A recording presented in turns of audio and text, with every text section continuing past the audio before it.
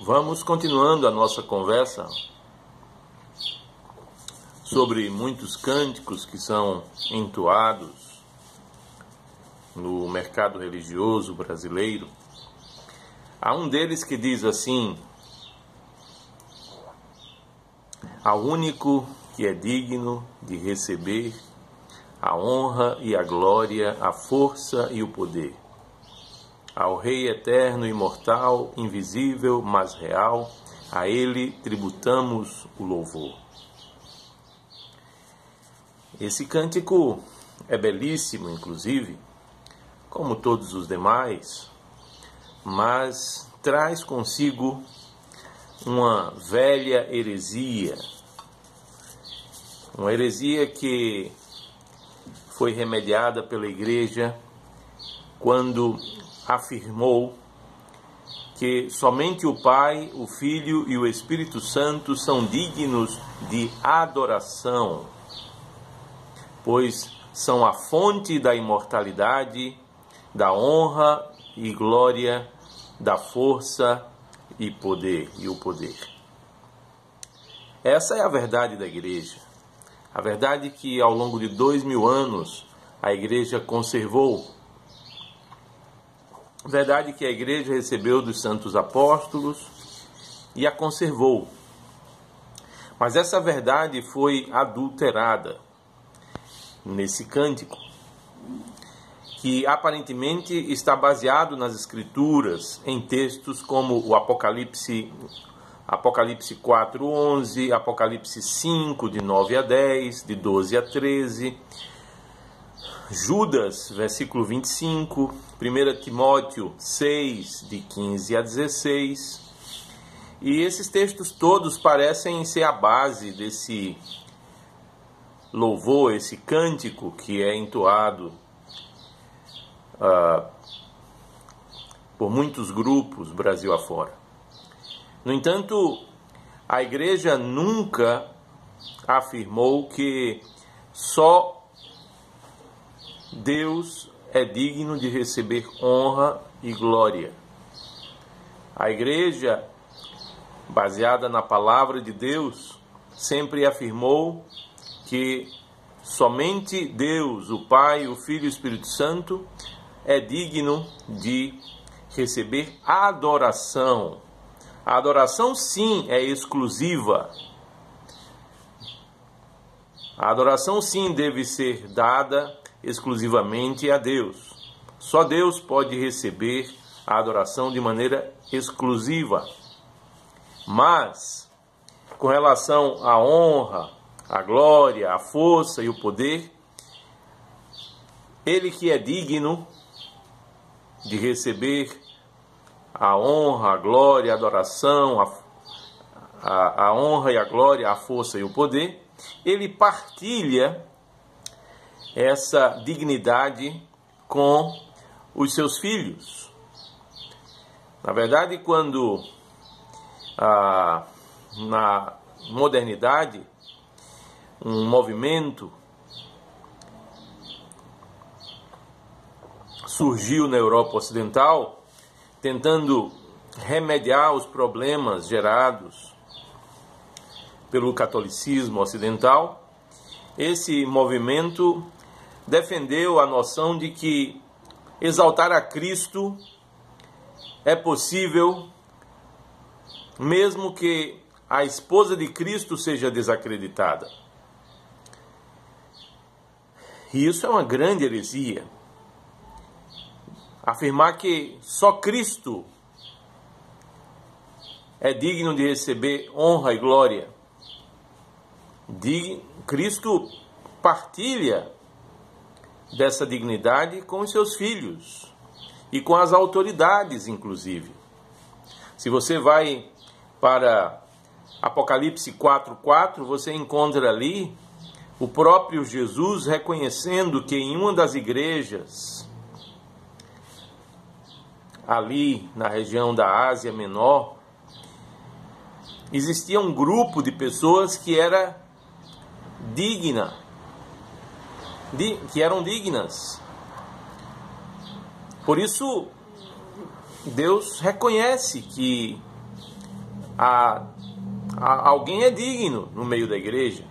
É por isso que ele chama todos à sua santa ceia e pede para que todos comam e bebam da carne e do sangue de Cristo de maneira digna. É por isso que São Paulo, mais adiante, disse: rogo-vos, irmãos, que andeis de modo digno da vocação com que fostes chamados. Então a dignidade é sim possível aos homens, aos filhos de Deus, às autoridades por ele constituídas. Por exemplo, para se referir a autoridades em Israel, Deus disse: eu glorificarei aqueles que me glorificam. 1 Samuel capítulo 2, versículo 30. Percebam que Deus honra apenas, glorifica apenas o sacerdócio, que é motivo de glória para o seu nome. Já 1 Pedro capítulo 2, versículo 17 nos diz: honra ao rei. São Pedro assim está ordenando a igreja. Todo cristão deveria honrar o rei. E olha que o rei da época era pagão, era o imperador romano, ainda não convertido à fé. Veja, portanto, que Deus partilha de sua glória com seus filhos e com as autoridades por ele constituídas. A honra que pertence a Deus, ele partilha com os homens. Ele honra aqueles a quem ele investe de autoridade. Ele honra os seus filhos. Aliás, São Paulo, a primeira carta aos Coríntios, capítulo 11, versículo 7, diz: o homem é glória de Deus. Então, o princípio é esse: a humanidade é glória de Deus. Deus partilha de sua glória com a própria natureza humana. E, portanto, afirmar que somente Deus é digno de receber honra e glória, força e poder, isso é uma heresia. De fato, Deus é digno de receber honra e glória, força e poder. É isso que nos diz vários textos do Novo Testamento, da Bíblia. Mas não é somente Deus que é digno. Deus que é digno, a quem pertence a dignidade, ele partilha dessa dignidade com os homens, fazendo deles dignos de receberem honra, de receberem glória, força, poder. Jesus Cristo disse aos seus discípulos: recebereis poder ao descer sobre vós o Espírito Santo. De maneira, meus queridos, que aqueles que são chamados por Deus são por ele justificados e glorificados. Pois São Paulo disse: aos que chamou, a estes também justificou, e aos que justificou, a estes também glorificou.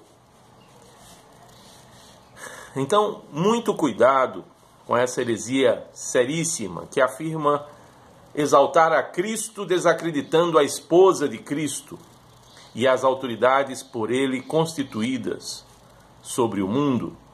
Só ao Deus que não partilha de sua glória com a sua igreja se deve tributar glória. Isso é heresia. Isso é heresia. Só ao Deus que não partilha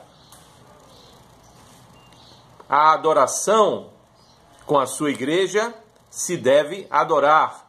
Isso é verdade da fé. Verdade vinda dos apóstolos, conservada pela igreja ao longo de 2000 anos.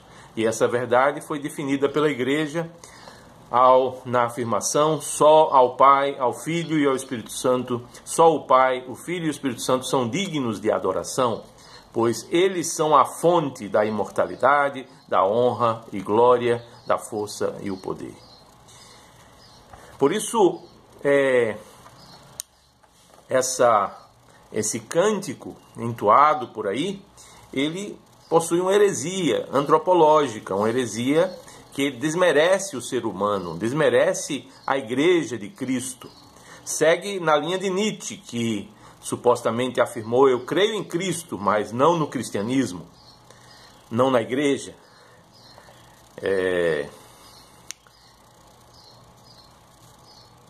E o cântico ainda diz assim: ao Rei eterno, imortal, invisível, mas real, a Ele tributamos o louvor.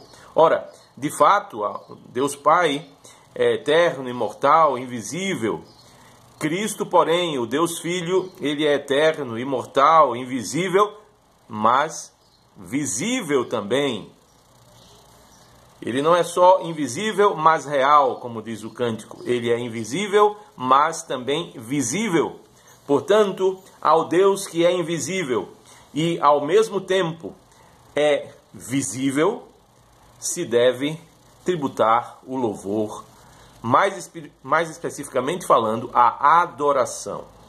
A adoração deve sim ser tributada a uma pessoa visível, através de realidades visíveis, porque elas foram criadas pelo próprio Cristo, que, quando invisível, criou todas as coisas e, mais adiante, se tornou visível, participando assim da sua criação e abençoando tudo o que é visível, demonstrando que o que ele criou, quer o mundo invisível, quer o mundo visível, é digno de receber honra e glória, força e poder, para que, cheio de honra, cheio de glória, cheio de força e cheio do poder de Deus, os homens, e mais especificamente a Igreja de Cristo, adore exclusivamente o Pai,